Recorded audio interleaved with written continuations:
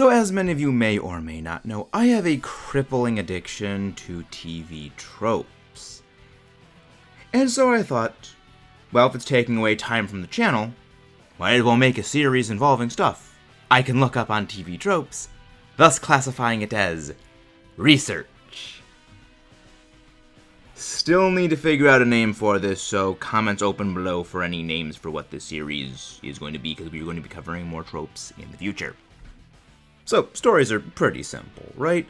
You've got your protagonist, your hero, the good guy, the one you're supposed to root for, and then you got your antagonist, the villain. He's the bad guy, the guy you want to see to get their teeth punched in. Except not really. The antagonist, on principle, just means they are the character or really the anything in a story that just happens to oppose the protagonist. Neither of which have any intrinsically moral alignment. Yes, most commonly, stories will have the protagonist be the hero or the good guy. Generally, they're the character who gets the majority of the focus, the most time, and the one in which the story will tend to revolve around. A large part of this is that historically, since the invention of storytelling, the idea of a story was to instill a moral or a lesson to help teach younger generations about something through a more fantastic and abstract concept. We even see this in the modern day, from everything from the original Godzilla being about super weapons are bad, to something like Transformers and the all-consuming destructive cost of war. That is not to say that it is impossible to have an antagonist who is actually the hero and a protagonist who's actually the villain. Hello everyone, I'm Maxis. Hello, you're American. Allosaurus. And yes, as mentioned before, the TV tropes brainworms, they strike. They come without mercy in the dead of the night, and there's nothing you can do. That website will ruin your life. So if you also have a chronic addiction to TV tropes, don't forget to subscribe for more, and comment your thoughts for the algorithm gods to be appeased. So yes, the subject of today is, again, we have yet to actually figure out a name for this saga, considering this is the first time we are doing it. More like a tropes discussion, conversational troping, trope, whatever we're gonna call this thing. Villain protagonists, I guess, is what this video is gonna be called, I guess. A very significant thing about villain protagonists is, in addition to being far less common than the hero protagonists, is that they will either be just played straight for comedy, in the sense of an ineffectual, sympathetic villain who just can't do anything correctly and everything backfires and you're supposed to find it funny. It is portrayed much more straight and darkly in that they, despite being the villain, are simply a lower fish on the totem pole of an even bigger villain, going into the evil versus evil style of things, with possibly a hero somewhere in there. Possibly, but not always.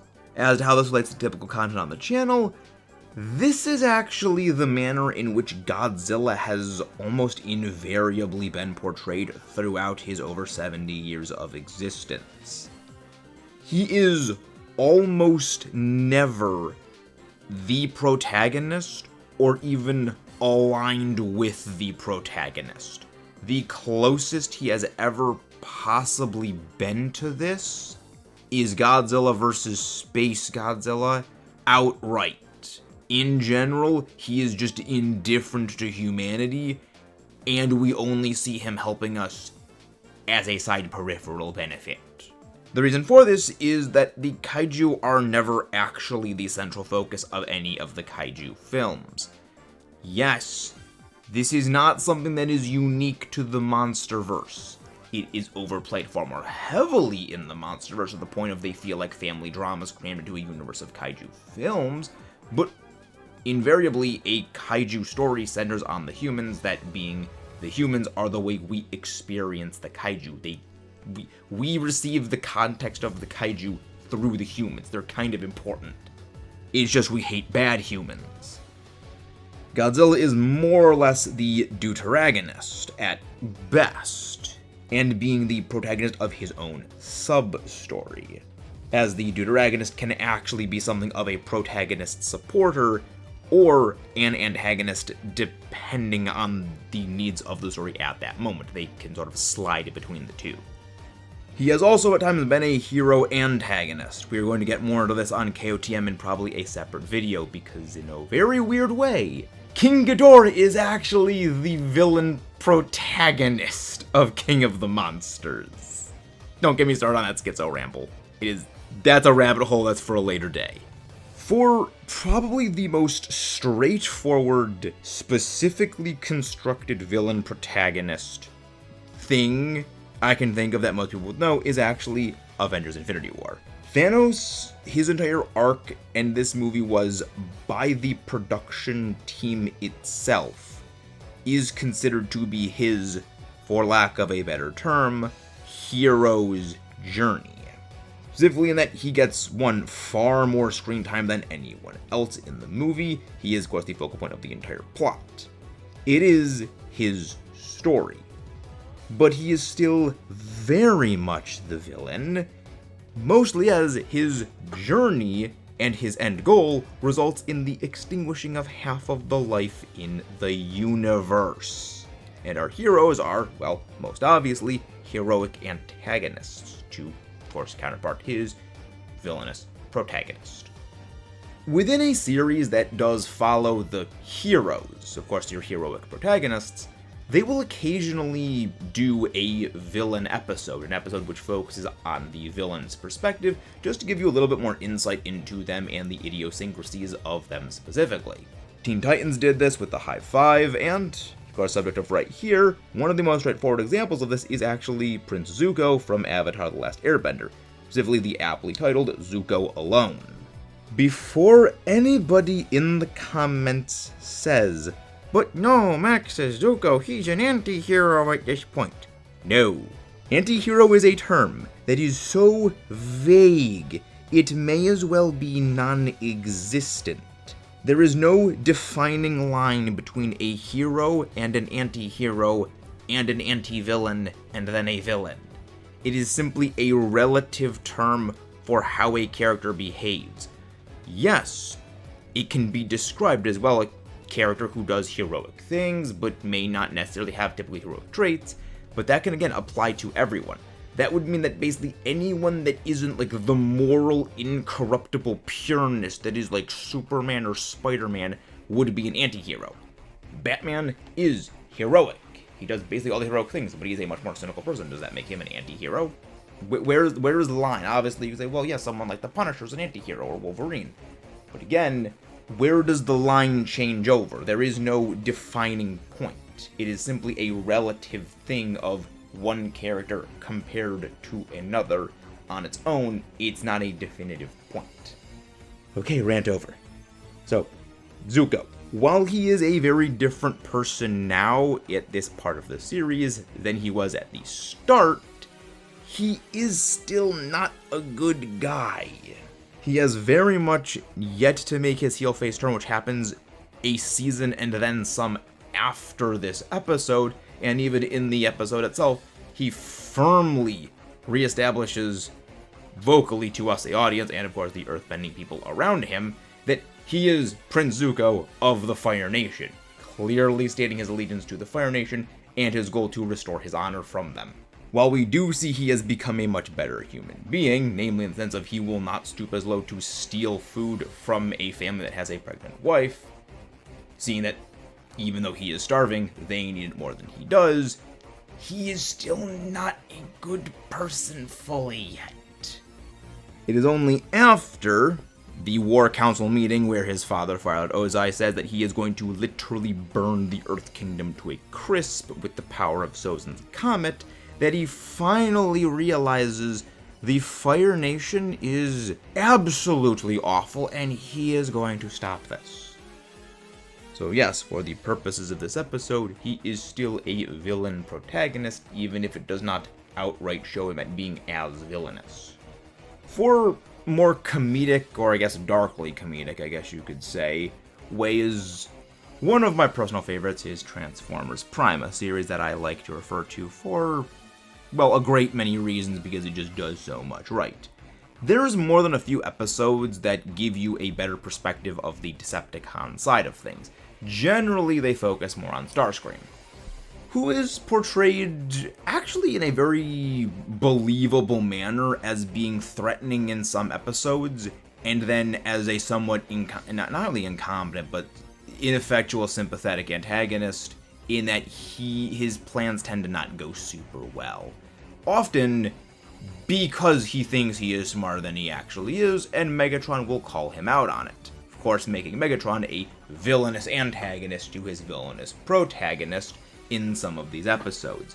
The best example of them has to be Rock Bottom, where Megatron spends a great amount of time calling out Starscream for all of his failures, ripping the Dark Energon out of his chest in an attempt to kill him, leaving a cache of Energon still in an Energon mine, unmined as his own basically private retirement fund if he should GTFO without Megatron knowing. And then in a later episode, let's see, accidentally creating a zombie plague alongside Knockout.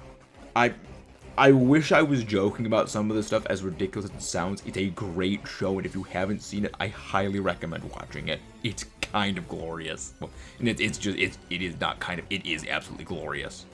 Especially since he is a villain who we have seen be legitimately threatening. In fact, his establishing moment of the series, in fact, the moment that literally establishes the tone of the entire series, he puts his claws straight through Cliffjumper's chest. Keep in mind, Cliffjumper in this series is voiced by Dwayne "The Rock" Johnson.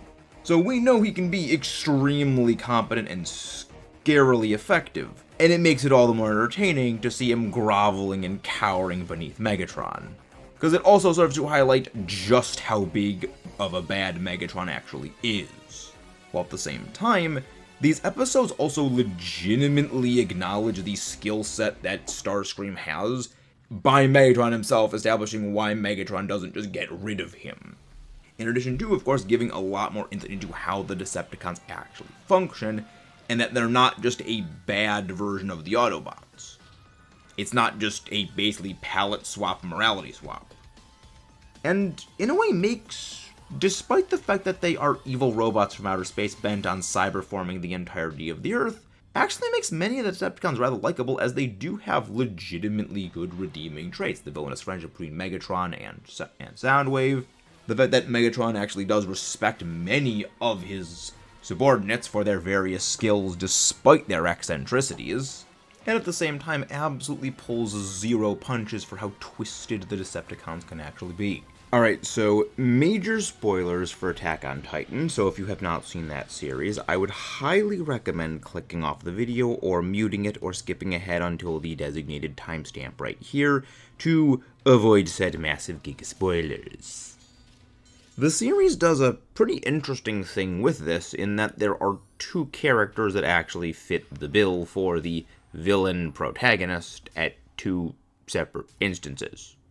Initially, alongside Bertold, Rhina is portrayed as the closest thing the series has to an actual dedicated villain, at least until we find out about the whole Marleyan conspiracy, and that he was literally just acting on orders, with all of the warriors believing themselves to actually be the heroes to helping put an end to the evil Eldian devils, breaking down the walls that kept the Titans away from them, and leading to the deaths of hundreds of thousands of people. Even though they were only 12 when they were sent to go do this, 5 years later, having stayed with the very people they were sent to destroy, they are still going to commit horrific acts, even understanding what they are doing is horrific. And understanding that there were no devils on this island, just ordinary people. Something that, come the 4-year time skip that takes place, absolutely breaks him, becoming a hollowed out shell of who he was before, despite now becoming the protagonist of the Marley arc, where we see the world through his eyes, and he rightfully sees himself as a monster for what he's done. Now, eventually he does go on to pull a heel-face turn and tries to genuinely become a hero as though he always dreamed of being, but it is hard to call him anything other than a villain until pretty much the very end, considering the gravity of what he did, even if, yes, it was misguided and manipulated. And more holistically, we have Eren Yeager.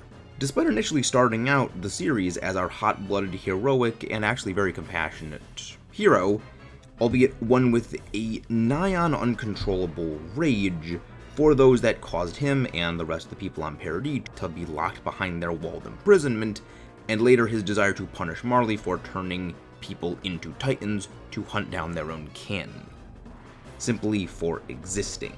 Following the time skip, we are reintroduced to a very changed Eren. Much like Reiner, he actually goes undercover in his enemy's homeland. And much like Reiner again, he came to understand his enemy and even pitied them, feeling remorse for what he was going to do. To the outside world, they had always hated Eldians because of their ability to turn into titans, and knowing Eren now held the power of the founding titan, which they did fear would allow him to unleash the power of the titans that were trapped inside of the walls, the wall titans, and begin the rumbling, something which would basically flatten the entire earth outside of Paradis. They labeled him the enemy of mankind for this ability he had. They weren't fully wrong about him, given that is exactly what he was going to do, though only in response to the fact that they were forcing him into an us or them situation. Either we wipe out the Eldians, or they're gonna wipe us out. However, before things get to this point, we are shown Eren in a completely terrifying new light. Rather than the hero that would go and save his own people from the Titan Menace, he has become the very Titan Menace they describe. We are shown a human level observation of him going smashing and just obliterating Marleyan top brass and civilians alike. He forces his friends, the scouts, to engage in human-on-human combat against Marleyan soldiers to save him, despite them wanting and trying to come with a peaceful resolution for the conflict. No one wanted to use the rumbling. However, as we find out, Eren was planning on using the rumbling, sending his hordes of titans out to flatten the entire world in vengeance for what he and the other Eldians had suffered, returning the world's hate upon them over 1,000-fold. Or rather, that is what he wanted the world to believe. In reality, he hated the fact he had to do this. What he really wanted was simply the Eldians to be free of the hate the world heaped upon them, and to remove the power of the Titans from the world. To accomplish this, he had to become an even greater monster than the world believed the Eldians were, and by forcing his own friends, the Eldians of Paradis, and the Marleyan warriors, who were Titan shifters themselves, to end his life, forcing the world to see Eldians saved them from a guaranteed future of freedom. Because of the power of the Founding Titan, he was actually able to converse with each and every one of them in the split second before his death, so they would know what he is doing and why he is doing it, even his former enemies. And there was no hate for them, simply he wanted them to be free, but understood the magnitude of the atrocities he was committing. And while there is a very significant room to doubt the 80% number he actually hands out for how many people were destroyed in the ensuing attack, which, if you guys want to see a video basically breaking that entire thing down, I would like to do that, but I need to know if you guys want to. it is hard to call him anything other than a villain, even if it was out of necessity and technically in self-defense.